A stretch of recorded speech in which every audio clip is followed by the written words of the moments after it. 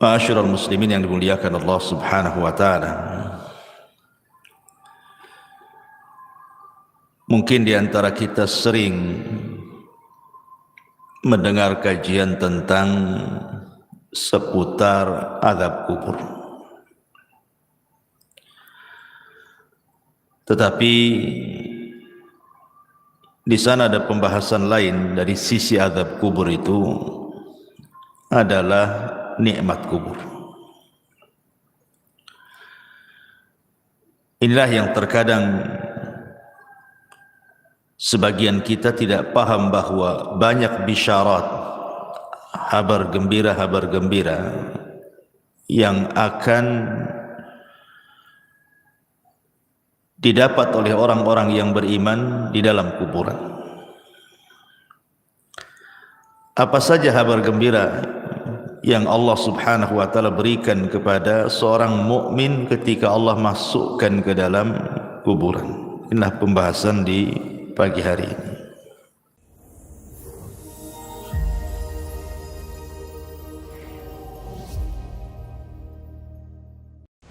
Assalamualaikum warahmatullahi wabarakatuh. Alhamdulillah wassalatu wassalamu ala Rasulillah wa ala alihi wa sahbihi wa mawalah wa la hawla wa la quwata illa billahi wa ba'd. Alhamdulillah di pagi hari ini kita bisa duduk untuk bertolabul ilmi setelah melaksanakan kewajiban Allah Subhanahu wa taala salat subuh berjamaah, dan karena di pagi hari ini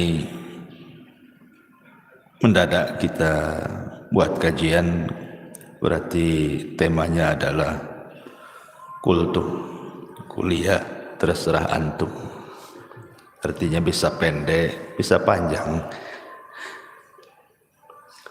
Baik, salawat dan juga salam kita hadiahkan kepada Rasul kita Nabi besar Muhammad sallallahu alaihi wasallam. Ma'asyiral muslimin yang dimuliakan Allah Subhanahu wa taala.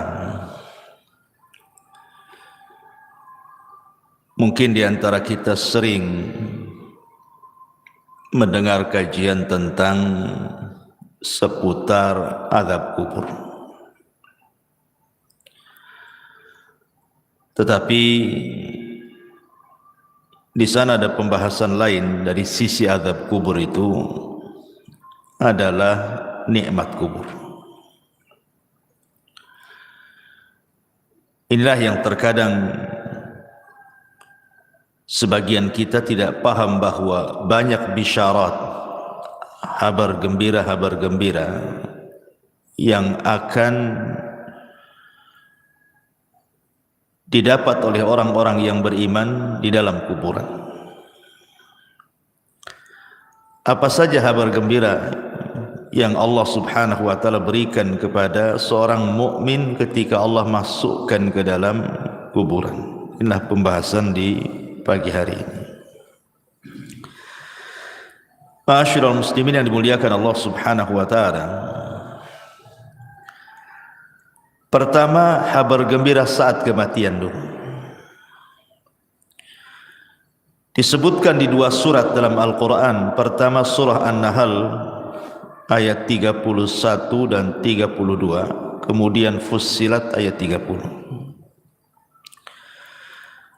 Dalam surah An-Nahl Allah Subhanahu wa taala mengatakan, kadzalika yazzillahul muttaqin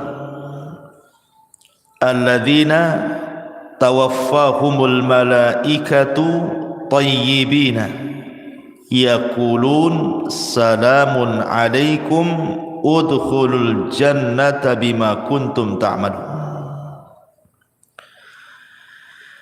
Demikianlah Allah memberi balasan kepada orang-orang yang bertakwa.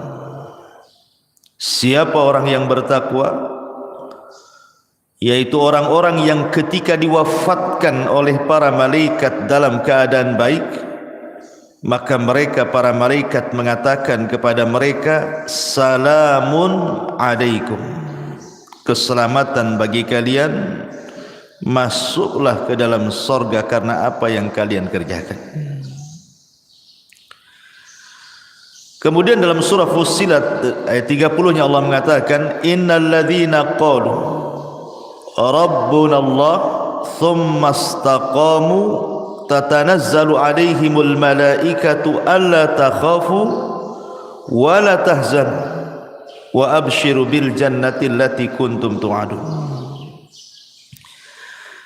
Sesungguhnya orang-orang yang mengatakan Tuhan kami Allah, kemudian mereka istiqomah padanya, maka malaikat akan turun kepada mereka dengan mengatakan, janganlah kalian takut, janganlah kalian sedih, dan bergembiralah kalian dengan surga yang telah Allah janjikan kepada kalian. Jadi kabar gembira pertama adalah saat detik wafatnya seorang mukmin, mereka akan bahagia. Kenapa mereka akan bahagia? Karena malaikat yang membisikkan di telinganya itu adalah bisikan-bisikan kebaikan.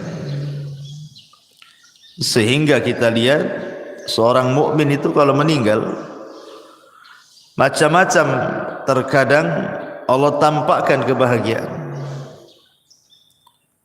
terkadang dia tersenyum, terkadang ditampakkan keringat di dahinya, terkadang bisa mengucapkan kalimat la ilaha illallah, terkadang dia membaca Al-Quran, terkadang meninggal saat solat, dan begitu seterusnya. Dan itu kegembiraan yang pertama yang diraih seorang mukmin saat wafatnya. Kemudian yang kedua, saat masuk ke liang lahat. Kita tahu bahwa dalam proses peristiwa-peristiwa kubur itu ada 4 peristiwa. Pertama disebut dengan dhagtatul qabri, himpitan kuburan. Yang kedua disebut fitnatul qabri, 2 malaikat yang bertanya, Munkar dan Nakir, atau disebut dengan fitnah kubur.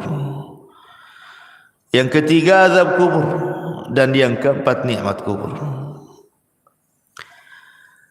Kita tahu bahwa peristiwa pertama di kuburan itu adalah himpitan kubur. Setiap manusia pasti dihimpit kuburan, tidak mukmin, tidak kafir, semua kena. Mau anak bayi, mau anak dewasa, mau laki-laki, perempuan, pasti terkena himpitan. Dan himpitan kubur ini disebutkan dalam sebuah hadis Nabi SAW mengatakan, inna lil qabri dhagtatun, sesungguhnya kuburan itu memiliki himpitan. Dan himpitan kubur ini meretakkan semua tulang belulang, bahkan meretakkan semua persendian, sehingga dia akan menjerit yang tidak ada yang tahu jeritannya kecuali selain manusia dan jin. Artinya binatang-binatang mendengar. Tetapi tentu yang seperti ini berlaku kepada orang kafir. Orang kafir, orang munafik, orang fasik, ya.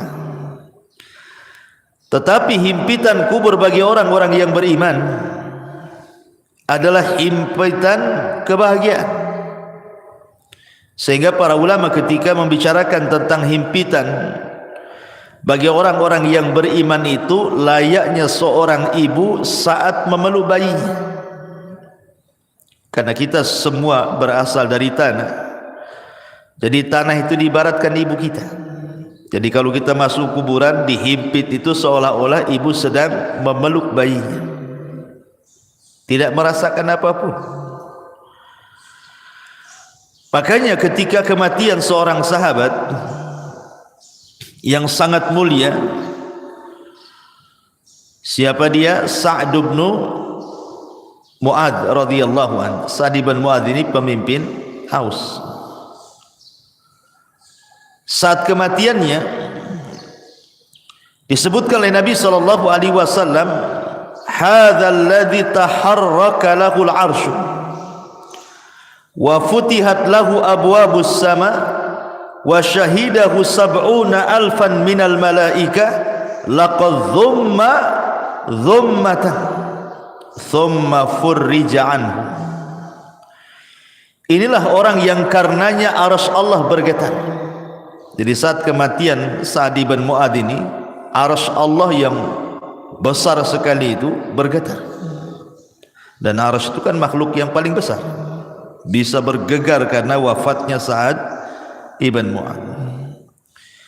Karenanya pintu-pintu langit dibuka, dan karenanya pula 70.000 malaikat turun dari langit menyaksikan jenazah.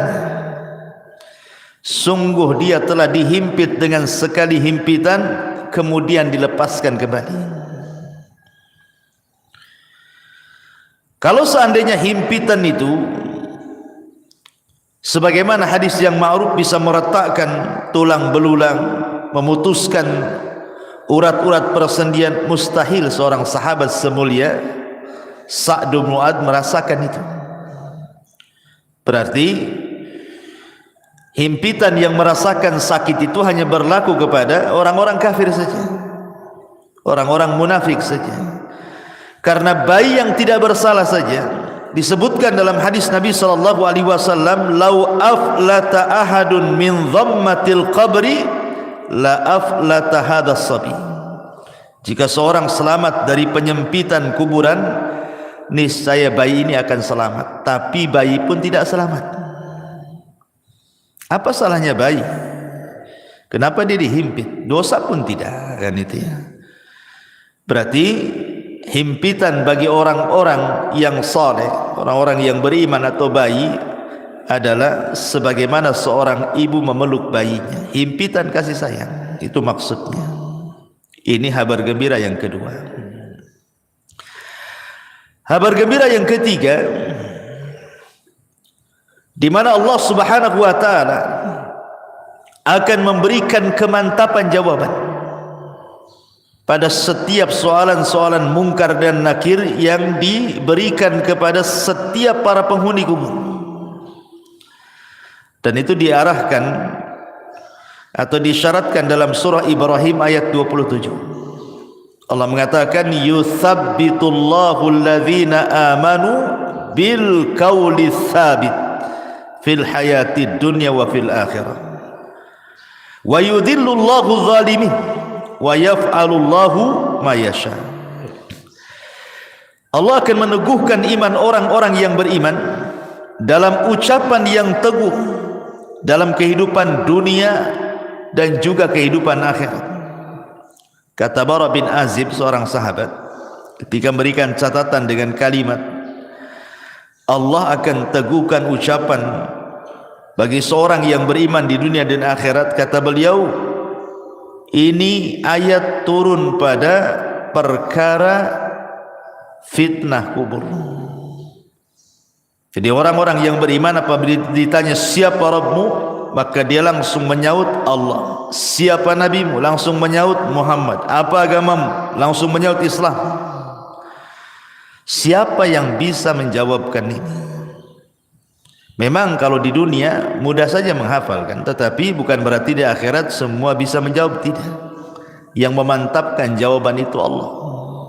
Jadi Allah yang membuat kita mantap jawabannya, bukan pengetahuan kita, gitu maksudnya. Allah yang memantapkan, karena di sini kalimatnya yutsabbitullahu, Allah menetapkan, memantapkan. Artinya Allah yang menjadikan kita ini mampu menjawab. Dan itu khusus bagi orang-orang yang beriman. Berarti ini kabar gembira yang ketiga. Allah memberikan kemantapan. Kemudian kabar gembira yang keempat, Allah lancarkan setiap jawaban. Setelah Allah mantapkan, kita mampu menjawab. Disebutkan dalam hadis Bara bin Azib radhiyallahu anhu yang panjang sekali. Salah satu penggalan hadisnya, Rasul mengatakan, fayatihi malakani fayujlisanihi fayaqulani lahu man rabbuk fayaqulu rabbi Allah fayaqulani lahu ma dinuk fayaqulu dinil Islam fayaqulani lahu ma hadzal rajul alladhi bu'itsa fikum fayaqulu huwa Rasulullah sallallahu alaihi wasallam. Kemudian dua malaikat datang kepadanya dan mendudukkannya. Lalu keduanya bertanya, siapa Rabb? Maka si mayat mengatakan, Rabbku Allah. Kedua malaikat bertanya lagi, apa agamamu? Dia menjawab, agamaku adalah Islam. Kemudian keduanya bertanya lagi, siapa laki-laki yang telah diutus kepadamu? Maka dia menjawab, beliau adalah utusan Allah Muhammad sallallahu alaihi wasallam. Mungkin sekali lagi bahwa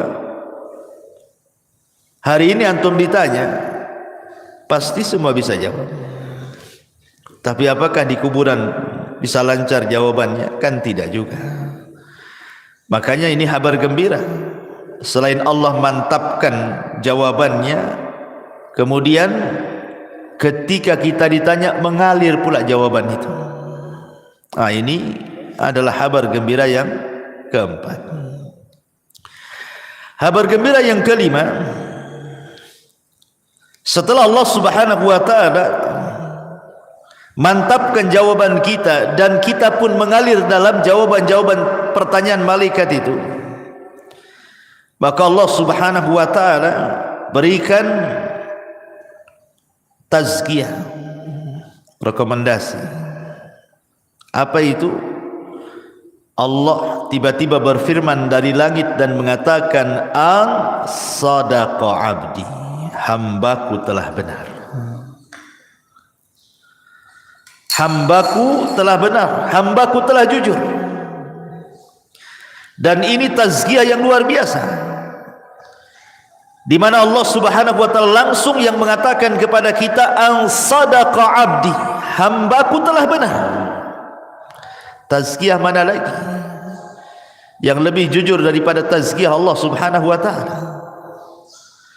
Kabar gembira mana lagi yang lebih bahagia daripada Allah mengatakan kepada kita, kita dianggap orang jujur. Kalau manusia, anak katakan antum orang jujur, belum tentu orang mengatakan antum jujur. Tapi kalau Allah yang mengatakan jujur, manusia mendustakan kita terserah, tidak ada urusan. Tapi kalau seluruh manusia mengatakan kita jujur, tapi Allah katakan kita pendusta, buat apa? Kan itu ya. Tapi kalau Allah katakan kita jujur, satu manusia berdusta, terserah. Mendingan kita dianggap jujur di hadapan Allah daripada jujur di hadapan manusia tapi Allah dustakan kita. Dan ini tazkiyah luar biasa, kabar gembira yang luar biasa yang Allah berikan kepada kita kalau kita digolongkan orang-orang yang beriman. Ini kabar gembira yang kelima. Yang keenam, setelah Allah Subhanahu wa taala berikan tazkiyah kepada kita, apalagi Allah Subhanahu wa taala akan luaskan kuburan kita. Ada dua riwayat. Pertama, disebutkan dalam riwayat Abi Hurairah radhiyallahu anhu, di mana Nabi sallallahu alaihi wasallam mengatakan, "Tsumma yubsahu lahu fi qabrihi sab'una dhira'an fi sab'in." Sab'una dhira'an fi sab'in. Berapa luasnya kuburan itu? Kata Nabi SAW, kemudian kuburannya diperluas 70 kali 70 hasta. Satu hasta itu segini, ini satu hasta. Ya. Kalau 70 dibagi 2 berarti berapa? 35 meter. Kalau 30 kan 60, berarti 35 meter. 35 meter kali 35 meter. 70 kali 70 hasta. Berarti 35 meter kali 35 meter kan itu ya kalau dibuat meteran. Ini satu riwayat. Jadi kuburan yang sempit tadi yang hanya 1 kali 2 meter gitu ya, dijadikan oleh Allah Subhanahu wa taala menjadi 70 kali 70 hasta. Luasnya, meluas kuburannya itu ya. Tapi dalam riwayat yang lain dari Bara bin Azib justru Nabi SAW mengatakan summa yubsahu lahu fi qabrihi maddal basar, madda basarihi. Kemudian kuburannya akan diluaskan sejauh mata memandang. Kalau antum naik ke atas gunung, kemudian antum lihat tuh, kira-kira pandangan antum sejauh mata memandang sampai di mana? Itu maksudnya. Itulah luas kuburan. Kalau seandainya Allah berikan kabar gembira kepada seorang mukmin itu, Allah akan luaskan kuburan. Dalam riwayat 70 kali 70 hasta, tapi dalam riwayat Bara bin Azib sejauh mata memandang. Coba bayangkan, kalau antum saya kurung di satu ruangan, anggaplah di kamar masjid ini, dikurung, nggak ada penerangan, kan masih mending tuh luasnya, masih luas kamar ini daripada kuburan. Kuburan berapa peta saja kan itu. Tapi ngomong-ngomong saya minum dulu kayak kok dingin kali nih. Bismillah. Oh, panas juga. Iya. Jadi analoginya begini, kawan. Jadi kalau antum masuk ke dalam ruangan masjid ini, saya gelapkan, nggak ada apa-apa di situ, nggak ada kasur, nggak ada apa-apa, nggak ada handphone. Nggak boleh antum saya kasih handphone. Ya masuk aja badan di situ. 3 hari 3 malam di situ kan, nggak dikasih makan. Antum sudah pusing. Janganlah 3 hari 3 malam, 1 hari saya tak makan tak gemetar. Apalagi mati listrik kan itu. Kita bayangkanlah di satu ruangan itu. Macam mana itu di kuburan yang sempit itu. Habis itu dipendam pula dari atas. Hanya tanah, tidak ada apa-apa. Kita sudah kebayang gelapnya kan. Ya. Lah ketika kemudian Allah Subhanahu wa taala bentangkan kuburan seluas itu, menunjukkan di kabar gembira. Kabar gembira dari Allah Subhanahu wa taala lewat lisan Rasul bahwa seorang mukmin itu akan dibentangkan kuburannya sejauh mata memandang. Artinya tidak akan sumpek gitu maksudnya. Kita kalau berada di ruangan sempit kan sumpek gitu. Tapi kalau di ruangan terbuka kan rasanya los gitu pandangan itu. Dan ini kabar gembira. Kemudian yang nomor 7, bukan hanya diluaskan saja, yang lebih hebat daripada itu apa? Dibukakan pintu surga. Subhanallah ya. Padahal belum ada kiamat, tetapi pintu surga sudah dibukakan, kemudian diarahkan pula ke kuburannya. Dan itu disebutkan dalam hadis di mana Nabi SAW bersabda, "An sadaqa 'abdi fa afrishuhu minal jannati waftahu lahu baban ilal jannah." Hambaku telah benar, hamparkan permadani untuknya dari sorga, bukakan pintu-pintu sorga kepadanya. Subhanallah ikhwan, bayangkan kita dihamparkan permadani dalam kubur itu, mengarah ke pintu sorga, kemudian pintu sorga pula dibuka. Ketika pintu sorga dibuka itu ada kabar gembira yang nomor 8. Apa itu? Allah Subhanahu Nabi sallallahu alaihi wasallam mengatakan, wa albisuhu minal jannah. hantarkan pakaian dari surga. Ketika mayat itu hanya 3 lapis kain kafan saja, kemudian masuk ke dalam liang lahat, entah tahan berapa bulan tuh yang namanya kain kafan itu, lama-lama kan hancur juga. Tapi sebagai gantinya apa yang terjadi? Wa albisuhu minal jannah, Allah subhanahu wa ta'ala akan pakaikan kepadanya pakaian dari sorga, dan pakaian dari sorga itu semuanya sutra, min sundusin wa istabraq, rata-rata sutra dihantarkan dari sorga. Kemudian kabar gembira yang nomor 9, fayatihi min rauhiha wa tibiha, kemudian Allah subhanahu wa ta'ala hantarkan pula raihiha wa tibiha. Apa itu? Wewangian dan bau semerbak yang luar biasa yang Allah hantarkan ke dalam kuburannya, menjadi wangi kuburannya. Kita saja di ruangan kan pengennya wangi, harum gitu kan. Masuk ke hotel-hotel mewah itu harum gitu ya. Kan itu sebuah nikmat, kabar gembira. Belum lagi makanan dari sorga, belum lagi minuman dari sorga. Itu kan kabar gembira yang luar biasa. Bahkan yang lebih hebat lagi, nomor 10-nya adalah Allah subhanahu wa ta'ala datangkan kepadanya orang yang sangat baik hati.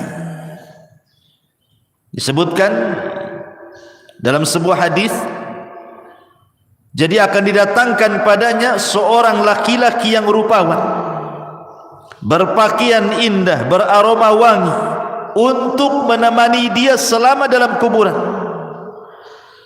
Kemudian si mayat ini heran, kemudian bertanya, man anta, siapa engkau ini?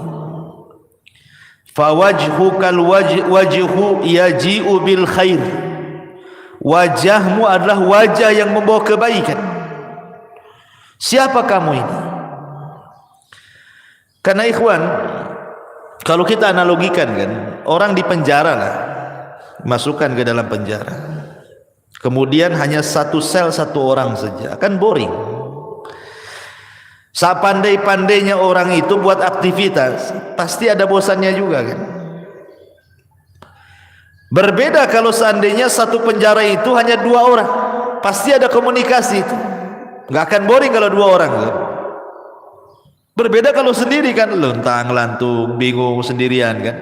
Kalau berdua kan nggak bosan orang itu. Makanya Adam itu ketika dia di surga hidup sendiri, ketakutan dia. Akhirnya Allah subhanahu wa ta'ala ciptakan Hawa kan. Akhirnya hilanglah rasa takut itu. Lah ketika kemudian orang dalam kuburan itu sendirian, kemudian dihantarkan teman yang baik. Teman ini kemudian rupawan, wangi, enak ngomongnya, tiba-tiba ngajak bicara, terus tahu-tahu tidak sadar bahwa dia sudah lama di kuburan tuh. Tahu-tahu teman yang baik ini memberitahukan bahwa kiamat sudah dekat. Makanya kemudian heran ini si mayat ini dan mengatakan, man anta, siapa kamu ini? Maka orang ini mengatakan, ana amaluka salih, sayalah amal soleh, sayalah solatmu, sayalah zikirmu, sayalah puasamu, sayalah silaturahimmu, sayalah puasamu, sayalah baca Quran, dan begitu seterusnya. Dan ini kabar gembira yang nomor 10 yang luar biasa.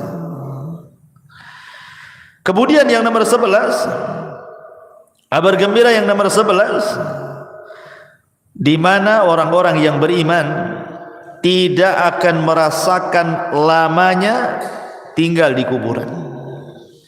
Anggap saja sejak zaman Adam sampai sekarang, berapa ribu tahun tuh dalam kubur itu, ya kan?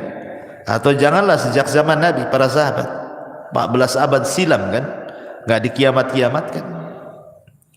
Pertanyaannya, apakah mayat itu merasakan bimururil waktu, bahwa waktu itu berjalan? Seperti kita di dunia ini kan merasakan dengan berjalannya waktu kan, pagi, siang, sore, malam, besok pagi lagi.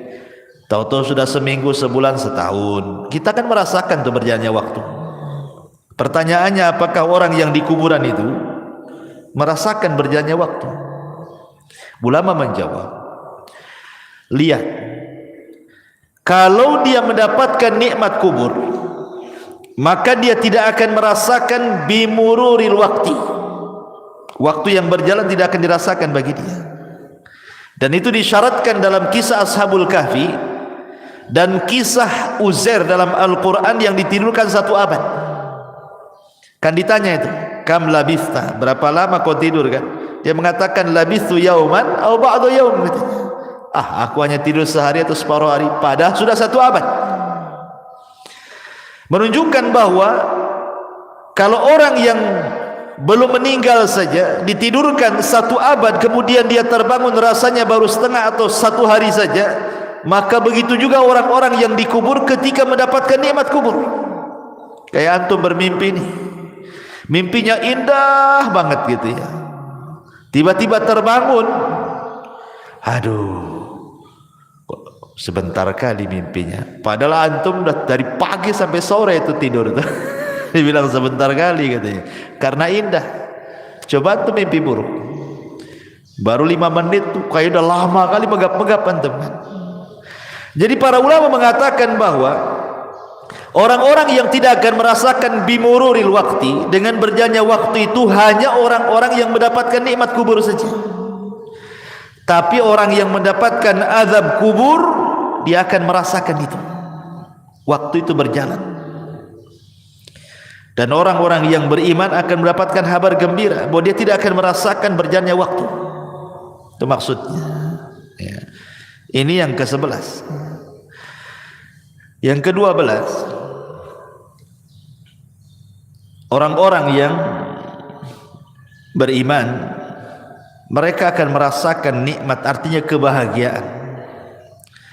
Jadi bahagia betul dalam kuburannya itu, sehingga sebahagia apapun orang hidup di dunia, tidak lebih bahagia dibandingkan orang yang ada di kuburan. Itu yang disebut dengan nikmat kubur tadi. Makanya kenapa Utsman bin Affan kalau diingatkan dengan kuburan itu menangis, tapi kalau diingatkan dengan neraka dia biasa-biasa saja.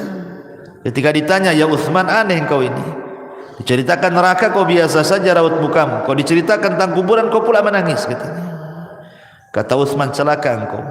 Kuburan ini, kata Utsman, bisa saja satu lubang menuju lubang-lubang neraka, atau dia adalah taman dari taman-taman surga. Jadi kita akan tinggal di taman. Itulah nikmat kubur namanya. Jadi nikmat kubur itu luar biasa. Makanya orang itu akan mendapatkan kenikmatan lebih nikmat dibandingkan dia pernah nikmat di dunia. Seberapa nikmat orang di dunia ini, masih nikmat kubur, karena kubur itu adalah jannah yang pertama, surga yang pertama sebelum masuk ke surga yang abadi. Tapi perlu diingat bahwa orang-orang yang di kuburan itu juga bisa merasa sedih. Sama dengan ketika antum kehilangan sesuatu, kita sedih, tersiksa gitu ya, atau ada masalah gitu ya, entah masalah ekonomi, masalah keluarga, masalah apa-apa, kan kadang-kadang tersiksa batin kita. Lah orang yang di kuburan pun akan sama merasakan hal itu, tersiksa batinnya. Kapan? Ketika orang-orang yang di atas kuburan melakukan niyaha. Niyaha itu artinya meronta-ronta, menangis-nangis gitu ya, menolak takdir gitu. Kalau nangis saja nggak apa-apa, namanya orang meninggal sedih, Rasul aja nangis gitu. Tapi kalau sampai niyaha ini membuat apa? Orang yang mati itu yu'adzab, diazab. Tapi bukan diazab di sini artinya diazab fisiknya, tidak, maksudnya diazab batinnya. Ya, karena ada hadis yang mengatakan innal mayyit yu'adzab bi buka'il hayy. Rasul mengatakan orang yang mati itu akan diazab disebabkan tangisan orang hidup. Maksudnya niyaha. yang sampai merobek-robek, memukul-mukul. Karena saya pernah menyaksikan ada orang sedang koma, ini istrinya itu udah guling-guling tuh, guling tuh, sampai akhirnya diamankan sama kerabatnya, dimasukkan ke kamar, dikunci. Rumahnya tak jadi mati pula dia. Coba kalau mati apa nggak jelas tuh kan. Ya, artinya bahwa orang-orang yang seperti ini membuat mayat itu tersiksa. Maksudnya orang yang ada di kuburan itu yu'adzab, diadzab. Maksudnya diadzab bukan fisiknya tapi batinnya. Jadi dia merasa sedih gitu ya. Tersiksa batinnya itu gara-gara tangisan orang yang di atas kuburan itu. Makanya kenapa nasihat saya, kalau ada orang yang meninggal itu sebenarnya dia hanya butuh 3 kata saja. Orang mati itu hanya butuh 3 kata. Kata yang pertama, Allahumma gfirlahu, ya Allah ampuni dosanya. Yang kedua, Allahumma arhamhu, ya Allah rahmatilah dia. Kemudian yang ketiga, Allahumma tsabbithu, ya Allah mantapkanlah dia. Maksudnya dalam jawaban. Itu yang diperlukan saat orang itu meninggal. 3 kata ini. Tidak lebih daripada 3 kata. Ya Allah ampuni dosanya, ya Allah sayangi dia, ya Allah mantapkan jawabannya. Cuman itu yang diperlukan. Ya. Itu saat dia meninggal gitu ya. Kalau sudah lama ya tentu doa ampunan. Jadi mayat itu sangat bahagia, disebutkan sama para ulama. Yang paling dinanti oleh para penghuni kubur, entah ayah kita yang sudah meninggal, ibu kita, nenek kita, atau keluarga kita, mereka sangat bahagia itu apabila mendapatkan doa dari orang yang hidup. Jadi kalau kita mendoakan ampunan, rahmat, kata ulama, itu yang dinanti. Jadi mereka sangat bahagia sekali dengan doa kita kalau kita mengatakan Allahumma gfir lahu, Allahumma arhamhu, ya Allah rahmati dia, ya Allah ampuni dia.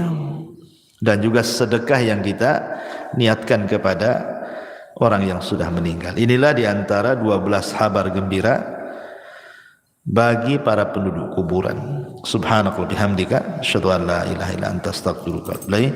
Allahu ta'ala alam. Assalamualaikum warahmatullahi wabarakatuh. Intinya bahwa tolong berakhlak kepada Allah. Membahas tafsir dari surah Al-Imran. Lahirlah Imam Muslim, Abi Dawud, Tirmidzi, Ibnu Hibban. Jadi ketika Yunus alaihi salatu wassalam terkena undian itu,